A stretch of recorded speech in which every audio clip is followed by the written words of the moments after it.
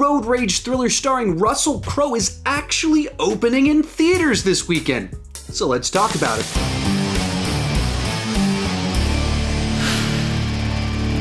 When a woman honks at an unhinged man at an intersection, he decides to teach her a lesson by giving her the worst day ever. As I mentioned before, this is a road rage thriller, but I also think it has a good bit in common with the slasher genre. I'll explain that later on in the review. Also, I want to give a big shout out to my buddy Rachel's Reviews. She helped me out by getting me some press access so that I could check this movie out a little bit early. You can check out her review at the link down below in the description. Be sure to tell me what you thought about the movie. Are you excited to see it? Have you even heard about this movie? Let me know your thoughts down below in the comment section, and let's get started with the good. And the best thing about this movie is that you feel the danger and the tension from the beginning to the end of the film. The opening sequence here immediately establishes that this is going to be a violent and brutal film, and the reason it works is because Russel Crowe just comes off so creepy, so unhinged, so violent and dangerous,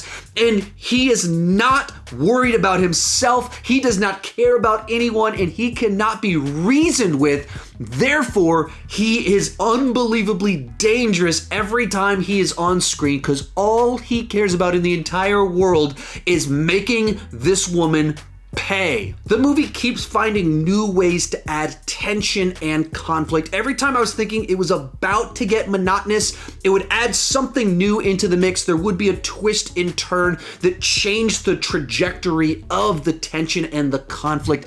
And it's also a very efficient and to the point movie. It's only about 93 minutes long, so it's very focused on delivering that edge of your seat experience. The movie knows what it's about. It knows why people are watching it, and it stays on topic. Well, besides the opening credits that we'll talk about in the bad section. And a big reason this works is because the movie doesn't do anything to try and make you sympathize with Russel Crowe's character. It doesn't give you some elaborate backstory to explain why he's doing all of this or make the woman really mean to him or anything like that. He just is an unhinged man that is a psychopath that's out to get her. So while the movie plays as a thriller, I do think it has a lot in common with the slasher genre. He's this unrelenting psycho. The mother is the final girl that's trying to survive all the chaos. So once you understand that that's what this movie is trying to deliver, you can enjoy all the carnage of this psycho just tearing up this town, trying to make her pay. And to that point, there actually are some pretty cool little stunts in this film with the cars. There's one sequence in particular with a semi-truck and a car just getting wiped out. It's an amazing shot that caught me off guard when it happened. And there's several other car accidents and brutal kills here and there that if you like that kind of carnage and schlock, it delivers a good bit of it throughout the runtime. From there, let's move on to the mixed aspects of the film. The big thing here is that this is a very dark film. It's not going to be for everyone. The entertainment value of this film comes from watching this woman trying to survive and save her friends and family from this psycho on a rampage and killing spree. So he's brutally killing people. He is assaulting women and children. People are tortured.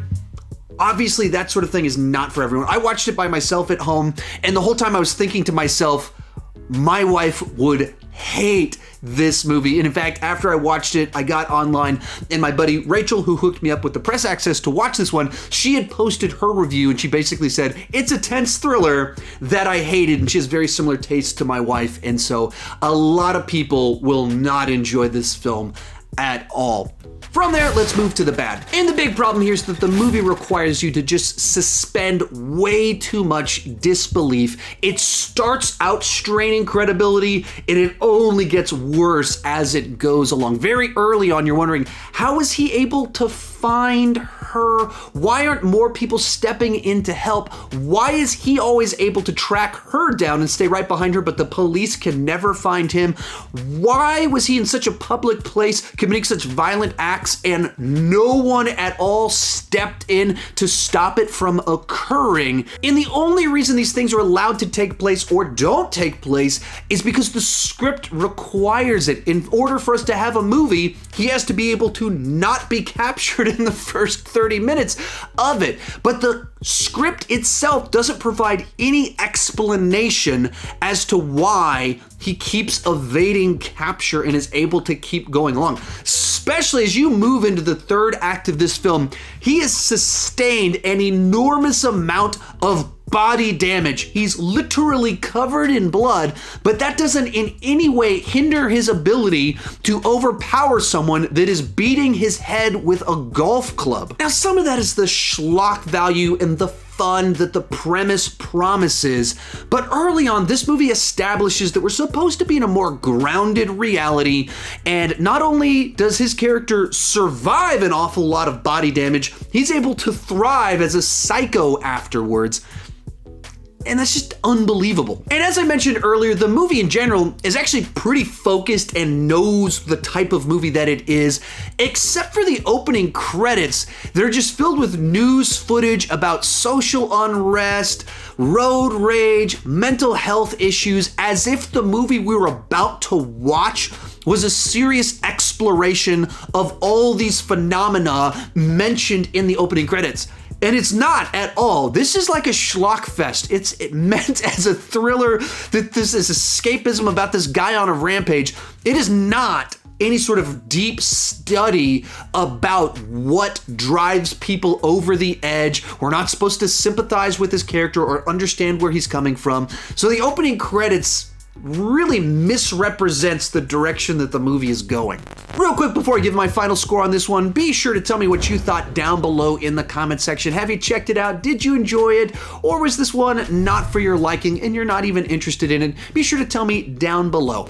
Unhinged certainly strains credibility and it's not for everyone, but if you're in the mood for an efficient, quick-moving thriller that keeps you at the edge of your seat and delivers a bunch of mayhem, it might be worth streaming. Overall, I'd give this one a B- on the entertainment scale. It's a 6.5. And if you're interested, you can probably just wait to stream this one. If you've enjoyed this review, I've got more like it right over there. Check out that playlist. Thank you so much for watching, and keep talking movies too much.